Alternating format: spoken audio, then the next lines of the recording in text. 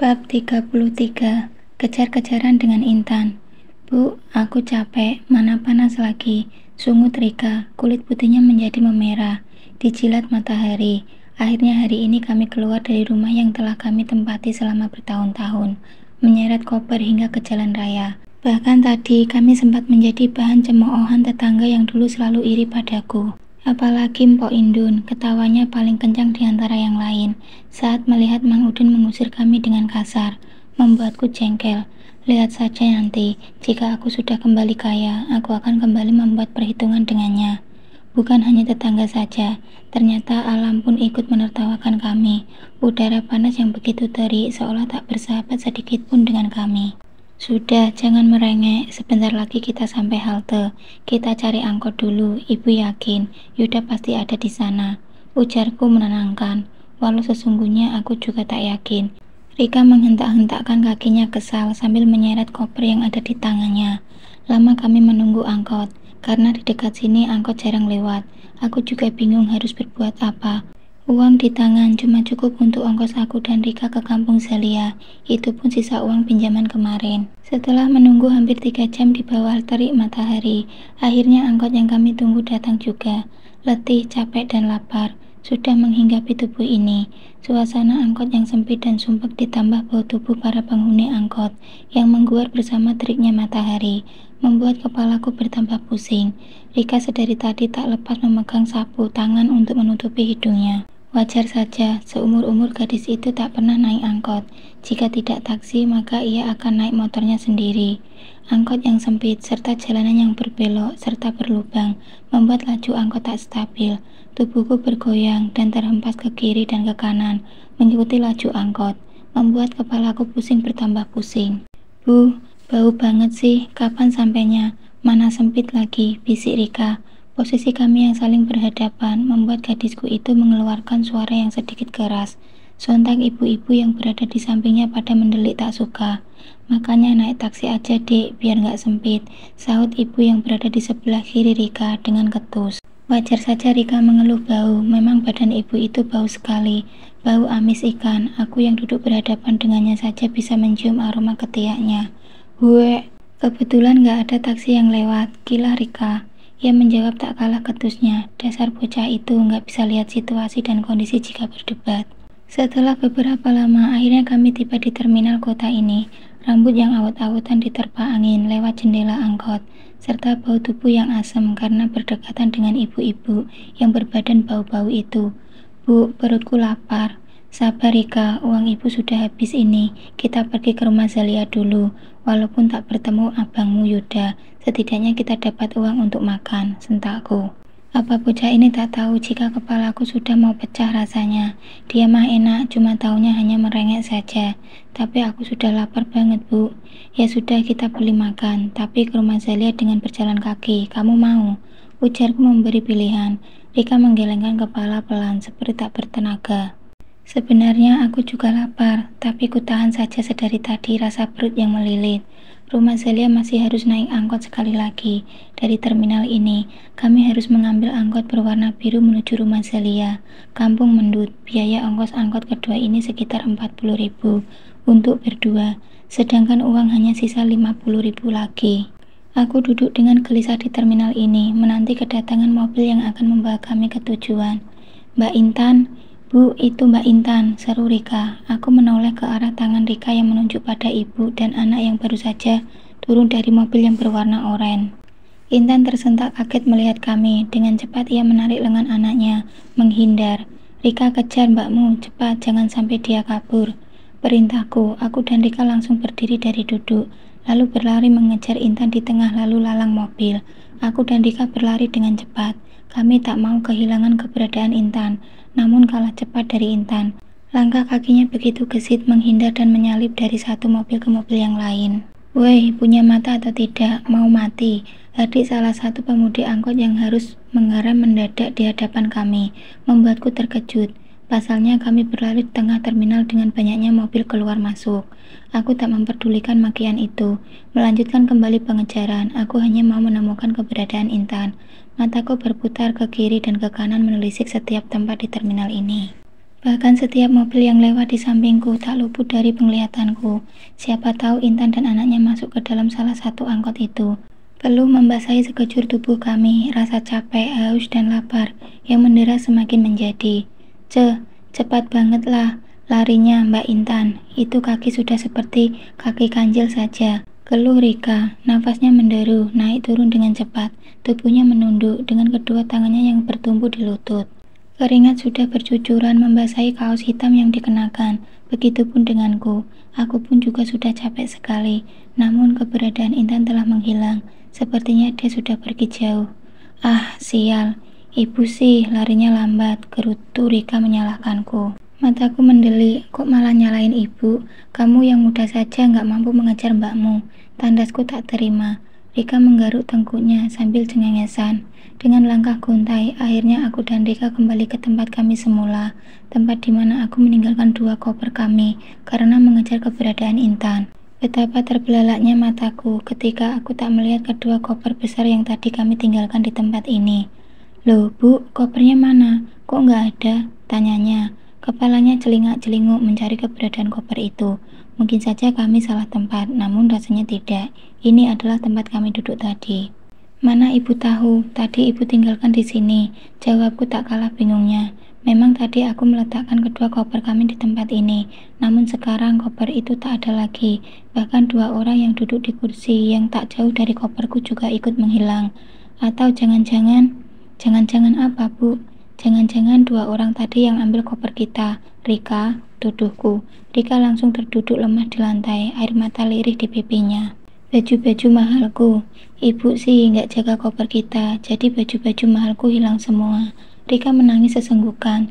Tak lagi dihiraukan tatapan orang-orang yang menatapnya. Ibu juga nggak tahu bakal jadi begini. Andai aku tahu, aku juga nggak akan meninggalkan koper kami begitu saja. Memang tak ada barang berharga yang ada di dalam koper itu.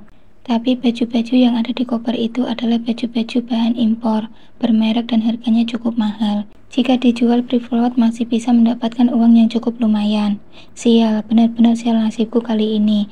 Maksud hati ingin menangkap Intan agar uang hasil penjualan rumah dibagi 2. Namun justru koper kami yang dicuri orang.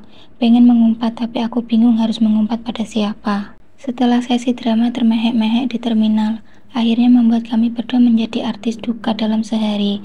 Air mata Rika yang berderai selama setengah jam membuat ia menghasilkan uang sekitar 457.000, nominal yang cukup untuk membuat perut kami kenyang sebelum ke rumah Zalia. Jujur aku sangat malu sekali menjadi tontonan banyak orang, namun terpaksa kutekan dulu rasa malu ini untuk perut kami dapat terisi. Sebab aku sudah tak sanggup lagi melanjutkan perjalanan dengan keadaan perut yang kosong. Rasanya penglihatanku sudah mulai berkunang-kunang. Daripada pingsan di tengah jalan, bisa susah. Kalau tahu air matamu berguna, kenapa tidak dari kemarin-kemarin saja ibu suruh kamu menangis di tengah jalan?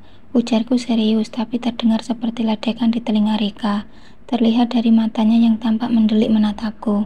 Kini kami sudah tiba di depan rumah Zalia. Zalia adalah putri seorang perwira tentara, sedangkan ibunya seorang pedagang pecah belah yang cukup sukses di kampung ini, toko yang besar, serta harta yang banyak. Hal itu jugalah yang membuat aku menyetujui Yuda menikah dengannya, bahkan meminta Yuda agar cepat menjadikan Zalia istrinya, sebelum gadis itu berubah pikiran dan berpaling pada pria lain. Awal pernikahan mereka, aku membujuk Yuda meminta pada almarhum bapak mertuanya itu, meminta dibelikan rumah dengan alasan Zalia yang tak betah mengontrak. Melihat kondisi anaknya, mereka akhirnya menyetujui. Tapi entah apa yang terjadi, di pertengahan jalan rencana itu pupus. Bukannya mendapatkan rumah, justru keluarga itu mulai menghindar dan seolah tak peduli pada putrinya itu. Padahal aku sudah memimpikan memiliki menantu yang kaya yang bisa memenuhi keinginanku. Namun nyatanya, semenjak menikah dengan perempuan itu, hidup kami tidak jauh membaik, justru sama saja, bahkan tambah miskin seperti ini. Memang Zalia membawa kesialan bagi putraku. Kalau kata orang, Zalia bukanlah istri pembawa hoki. Jika tahu begini, seharusnya dulu aku nikahkan saja Yuda pada Widuri, janda kaya anak 1. Sudah kaya, cantik dan seksi, biar saja janda yang penting kaya. Tok tok tok, pintu berulang kali aku ketuk, tapi sejak tadi tak ada satu orang pun yang keluar. Rika yang sudah letih, sedari tadi justru misuh-misuh tak jelas di teras. Kemana sih orangnya, gumamku. Mungkin orangnya pergi, Bu, sahut Rika. Kasihan anakku itu harus duduk di lantai dan bersender pada pilar dengan wajah yang letih dan lesu. Persis gembel saja penampilan kami saat ini. Dasar menantu durhaka. Mertua datang, dia justru tak ada di rumah. Apa saja kerjanya seharian ini? Apa dia kelayapan? Bab 34. Sudah ditolong, masih saja menggonggong. Apa? Ibu dan Rika mau tinggal di sini? Aku tersentak kaget mendengarkan keinginan ibu, Mas Yuda, dan Rika. Sepulang dari rumah paman, aku mendapati ibu dan Rika duduk tergeletak di depan rumah. Kondisi mereka yang awut-awutan dan raut wajah yang lusuh membuat penampilan mereka berdua tampak sangat menyedihkan. Awalnya aku enggan mempersilahkan mereka masuk, tapi ibuku yang baik hati ini merasa sangat kasihan. Akhirnya mempersilahkan mereka masuk, bahkan mengizinkan mereka untuk mandi dan makan malam di rumah ini. Ibu dan Rika mandi dan mengenakan pakaianku, karena mereka datang tanpa membawa selembar baju ganti pun, karena kopinya dicuri orang. Bahkan tidak sampai di situ saja kekagetanku. Saat makan, ibu dan Rika makan dengan lahap sekali, bahkan sangat rakus. Akibat seharian menahan lapar, miris sekali aku melihatnya. Setelah makan dan berbincang, akhirnya aku tahu nasib yang mereka alami. Namun yang membuatku semakin tak senang adalah keinginan mereka berdua untuk tinggal di rumahku. Kenapa sekarang mereka jadi ingin tinggal di rumahku? Lagi pula perceraian aku dan Mas Yuda sedang dalam proses pengadilan. Setelah itu maka mereka bukan siapa-siapaku lagi. Iya Zalia, kami tak punya tempat tinggal lagi. Hanya kamulah saudara kami di sini. Jadi izinkan ibu dan Rika tinggal di sini ya nak, ujar ibu menghibah. Namun kata-katanya manis sekali. Sejak kapan ia memanggilku dengan kata nak? Bahkan seingatku tak pernah. Aku menatap ke arah ibuku. Beliau hanya diam menatapku. Tapi dari sorot matanya aku tahu beliau enggan menyetujui. Namun tak mungkin mengatakannya secara langsung. Aku menghela nafas, kembali menatap ibu dan Rika. Lihat saja gaya mereka, tidak ada sopan-sopannya di rumah orang lain. Maaf Bu, bukannya tak mau membantu. Malam ini silahkan kalian nginep di sini dulu, tapi besok ibu dan Rika tak dapat tinggal di sini. Jika masalah tempat tinggal, aku akan membantu mencarikan kalian kontrakan untuk ditempati. Jawabku. Ibu mendelik. Kamu tega mengusir ibu dan Rika dari rumah ini, Zalia. Aku ini mertuamu loh, ibu dari suamimu. Apa kamu sadar? Sentak ibu.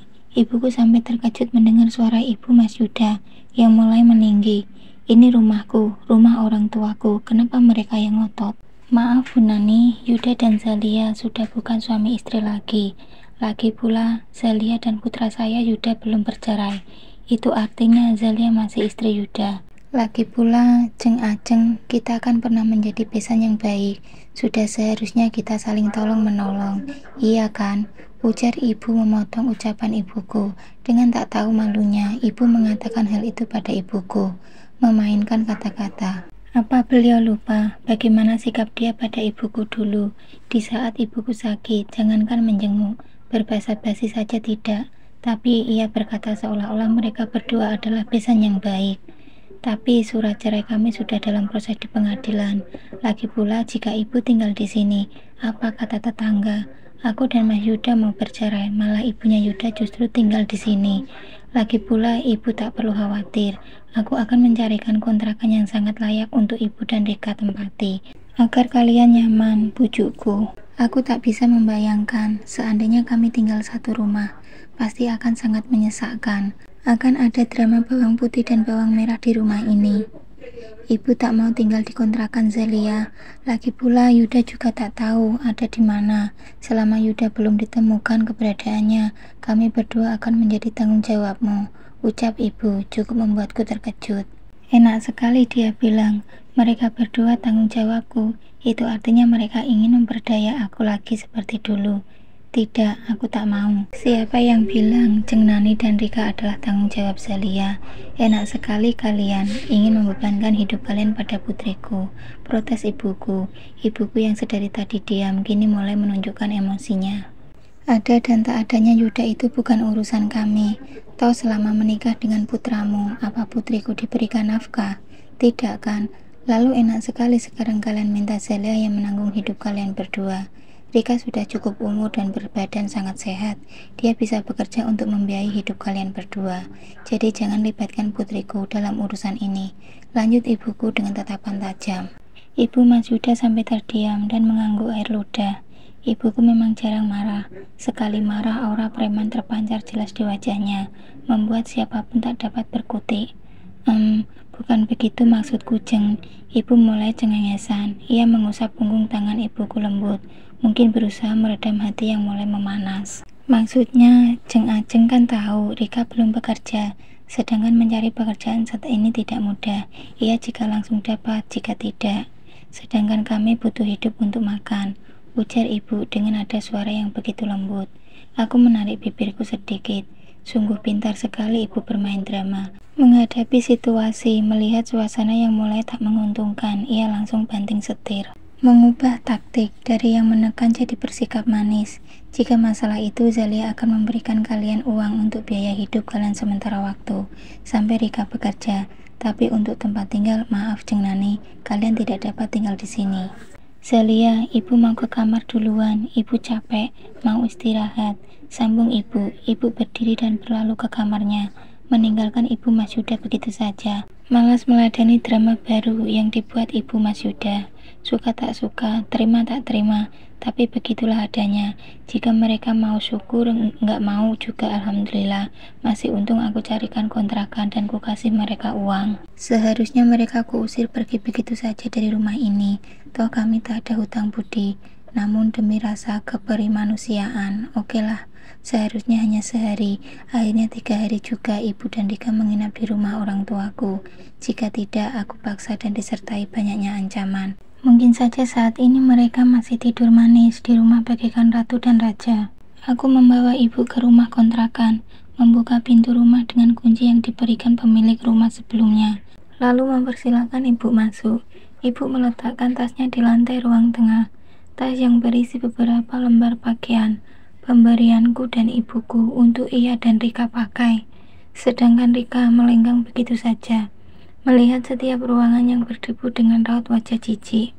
Wajar saja, rumah ini sudah hampir 5 bulan ditinggali pemiliknya. Semua perabot masih lengkap seperti kasur, meja dan lemari, serta ada kompor gas kecil di dapur. Jadi tak perlu bingung lagi jika ingin memasak.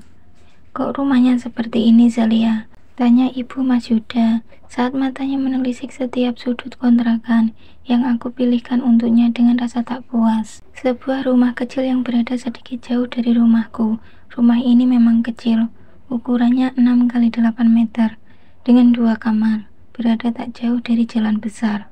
Terdapat banyak pertokoan dan perkantoran di sekitar sini. Rika aku titipkan bekerja di sebuah rumah makan milik salah satu teman ibu. Letak rumah makan itu tak jauh dari rumah ini, jadi ia bisa pergi kerja dengan berjalan kaki. Mulai besok gadis itu juga bisa langsung bekerja. Jadi gaji yang ia dapat bisa menyambung hidup mereka berdua untuk bulan depan. Rumah ini yang bagus dan harga sewanya cukup terjangkau, Bu. Jika besar-besar harga sewanya mahal. Memangnya ibu dan Rika sanggup bayar? Sindirku, mata ibu mendelik. Jika saja dulu aku berkata seperti ini, pasti mulut ibu sudah memaki-maki dan menghinaku. Kalau sekarang berani ia berkata kasar padaku, aku lempar mereka ke jalanan. Setidaknya kamu carikan yang agak lebaran dikit, kek. Setidaknya selebar rumah ibu dulu. Protesnya membuatku geram. Kontrakannya mahal, Bu. MAHAL. Aku menekan serta mengeja setiap huruf demi huruf dengan kesal. Sudah miskin masih aja milih-milih. Mbak kan ada uang, apa salahnya sih? Bayarkan untuk ibu. Timpal Rika tanpa rasa malu. Aku yang melihat kamar beralih menatapnya. Menatap tajam mantan adik iparku yang sedang mengenakan pakaianku. Sayang uangnya, kan ada kamu, anak kesayangan ibu, jadi kamu harus kerja yang rajin, biar bisa membayarkan ibu kontrakan yang besar. Syukur-syukur bisa beli rumah sekalian. Kalau sekarang nikmati saja tinggal di rumah ini. Kalau kamu dan ibu nggak mau juga nggak apa-apa. Aku akan menelpon pemilik rumah untuk membatalkannya. Tapi ingat, aku nggak akan membayar sewa rumah yang kalian pilih, ucapku tegas. Enak sekali mereka, ingin hidup enak tapi ngandelin aku. Lagi bukalah, selama ini mereka berdua juga tak pernah bersikap baik padaku. Dulu aku tidak pernah membantah dan lebih memilih diam, karena masih berusaha menghargai ibu sebagai ibu mertuaku, serta mencoba menjadi menantu yang baik. Tapi makin kesini, semakin menjadi sikap mereka, membuatku tak menemukan alasan yang tepat untuk apa aku melakukan semua itu. Serasa seperti orang bodoh sendiri. Oh ya mbak, uang bulanan untuk kami mana? Rika mengadahkan tangannya di hadapanku. Aku menarik seulas senyum tipis, membuka tasku, lalu mengeluarkan sebuah amplop yang berisi beberapa lembar uang berwarna biru di dalamnya. Aku melenggang ke arah ibu, memberikan amplop itu padanya. Itu uang untuk biaya hidup ibu selama sebulan ini. Atur yang baik hingga Rika gajian bulan depan. Untuk kontrakan juga sudah aku bayar selama 2 bulan, ujarku. Rika mendekat pada ibu. Mereka berdua membuka amplop yang aku berikan, menghitung lembar demi lembar uang yang ada di dalamnya. Loh, kok cuma 2 juta, Zelia? Lagi-lagi ibu ingin protes terhadap apa yang aku berikan. Benar-benar tak tahu bersyukur. Uang segitu mereka bilang cuma, padahal demi mendapatkannya aku harus bekerja dengan susah payah dulu. Memangnya kenapa, Bu? Tanyaku berbasa-basi, walau aku tahu ujung ceritanya bakalan seperti apa. Tapi sepertinya sedikit bermain-main dengan ibu juga tak ada salahnya. Anggap hiburan sampinganku saat ini. Mana cukup uang segini untuk sebulan? Protesnya. Sebenarnya kalau mau hemat, uang segitu cukup saja untuk makan mereka berdua, bahkan bersisa. Lalu ibu mau berapa? Balasku. Wajah ibu dan Rika langsung sumringah mendengar jawabanku. 10 juta. Jawab mereka berdua kompak. Ibu dan anak sama-sama kompak jadi parasit.